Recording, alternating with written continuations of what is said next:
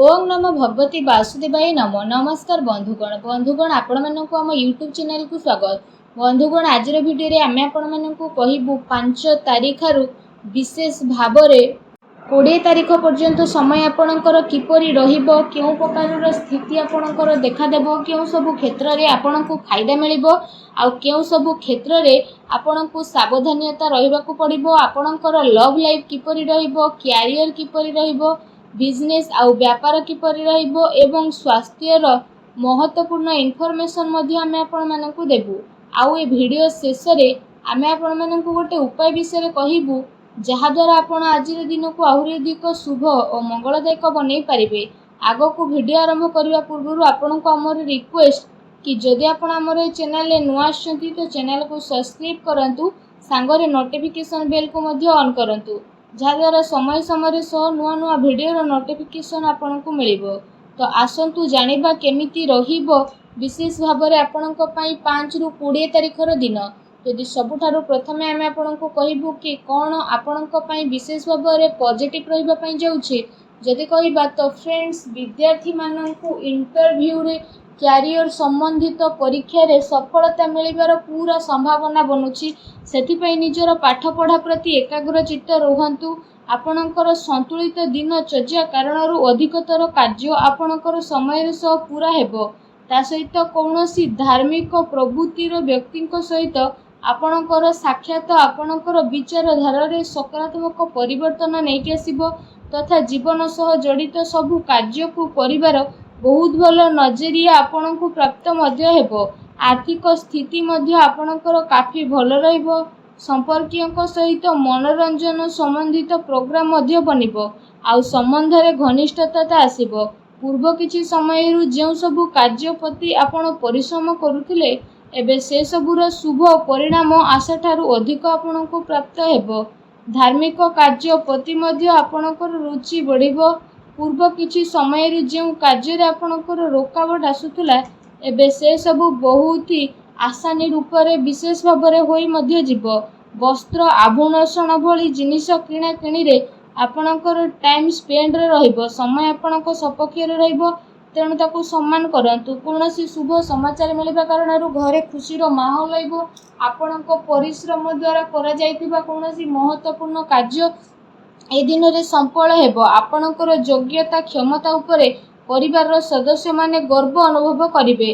कोनोसी विशेषणीय व्यक्तिंकर परामर्श सहयोग आपणकर हजि जाइतिबा प्रतिष्ठा को हासिल करिवो, जहाँ द्वारा आपणकर आत्मविश्वास रे वृद्धि हेबो। घरे कोनोसी धार्मिक आयोजन मध्ये आपणकर संपन्न हेबो। तो ए दिन आपणक पई जदि कहिबा बहुत ही भल दिन रहिबो। ए दिन रे आपणको नुआ नुआ सफलता मिलिबार अनेक ही जोग मध्य बनुछि। आसंतु जानिबा आपणक पई ए दिन रे कोन नेगेटिव रहिबो। फ्रेंड्स को सहित ए दिन अजथा बुला बुली करिबारे आपणको टाइम स्पेंड करंतु नहीं। निजर शारीरिक ऊर्जा को बनेकी रखंतु। अलसुआरे मनोरंजन रे समय व्यतीत करिबा द्वारा बनुथुबा कार्य रे रोकावट आसीपारे। निजर महत्वपूर्ण दस्तावेज को संभाळिकी रखंतु। केही यार भूल व्यवहार मध्य करिपारे आउ ए कारण पई आपणकर स्वाभिमान को मध्य बहुत बड़ा आघात लागिबो। संतानकर गतिविधि उपरे कोड़ा नजर रखंतु। पिलांको समस्या को शांतिपूर्ण भाव में रखिछु आउ ताकू रागिबा क्रोध करिबा द्वारा तांको भितरे हीन भाव सृष्टि होइथाय। काल्पनिक कथा उपरे अधिक ध्यान न देके यथार्थ उपरे विश्वास करंतु।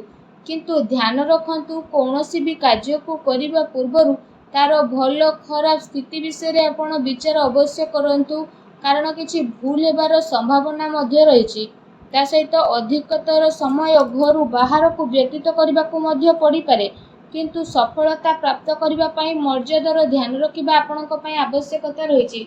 कोनोसी भी अनुचित कार्य आपणकर क्रोधपूर्ण व्यवहार आपणकर योजना को बदलैबो, तेणु सावधान रुहंतु। अन्यर सुझाला उपरे गंभीरतार सह विचार करंतु तथा अजथा खर्चरू बंचिकी रुहंतु। अचानक ही कोनोसी महत्वपूर्ण खर्च आपणकर सामना को आसी पारे। ता सहित कोनोसी निकट संबंधियों को द्वारा मतभेद हेबार पूरा संभावना अछि, तेणु सावधान रुहंतु। आसंतु जानिबा ए सब दिन रे आपणकर लव लाइफ किपरि रहिबो। विवाहिक जीवन स्थिति सुखमय रहिबो। प्रेम संबंध रे एसबु दिन में मजबूतता आसब प्रेम संबंध एसबु दिन आपणकर बहुत ही अनुकूल रहिबो। पारिवारिक गतिविधि रे आपणक सहयोग आ समर्पण वातावरण को आहरी अधिक खुशी भरा करदेव तथा आपसिक संबंध रे आहरी अधिक घनिष्ठता आसब। पति पत्नी संबंध रे मधुरता रहिबो। कौनसी भी महत्वपूर्ण कार्य रे निजर जीवन साथी परामर्श अवश्य नियंतु। ए दिन आपणकर प्रेम संबंध मजबूत बनैबा पई गोटे बहुत ही भल दिन साब्यस्त होगाकू जाउछि। आसंतु जानिबा ए दिन रे आपणकर व्यवसाय कैरियर किपरि रहिबो। ए दिन रे ग्रहर स्थिति आपणक सपक्ष रे जीवो। किछि भल कार्य आपणकर सफल हेबो तथा लाभर उचित अवसर आपणको प्राप्त हेबो। चाकरी पेशा व्यक्ति निजर कार्य को बहुत ही ध्यान पूर्वक करतु। कौनसी भूल हेबार आज संभावना मध्य रही। दैनिक आय रे वृद्धि हेबो। ता सहित संबंधित कार्य रे आपणक ध्यान केंद्रित करिवे। कौनसी बड़ अनुबंध मिलिबार संभावना रही। चाकरी पेशा व्यक्ति विशेष को निजर टार्गेट पूरा करने द्वारा लाभ मध्य मिल पारे। कौनसी नुआ स्थिति मिलवा कारण कौनसी भी डील फाइनल करने समय समझदारी एवं भावी चिंतिकी काम करंतु। लाभर मार्ग प्रस्तुत हेबार ए दिन रे आपणक पई जोग बनुछि। आपण आपणक समय भरपूर सदुपयोग करंतु।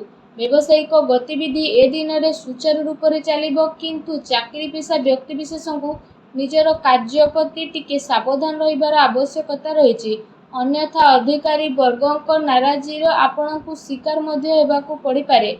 व्यावसायिक विचार संबंधित रूपरेखा रे कौनसी भी कार्य को ए दिन रे आपण स्थगित करंतु।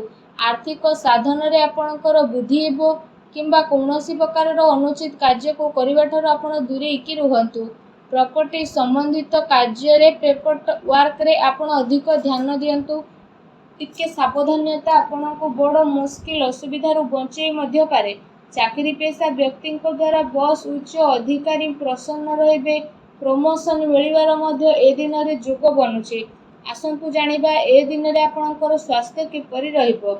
ए दिन रे आपण पढ़िबा ठारू विशेष भाव रे आघात लागिबार संभावना आपणक पई बनुछि। तो सेथि पई आपण अत्यधिक सावधान रुहंतु जेमिति कि आपणक स्वास्थ्य बहुत ही भल रहिबो। या सह निज स्वास्थ्य को आहुरी अधिक भल रखिबा पई आपण प्रत्येक दिन योग करंतु, व्यायाम करंतु, सुस्थ रुहंतु।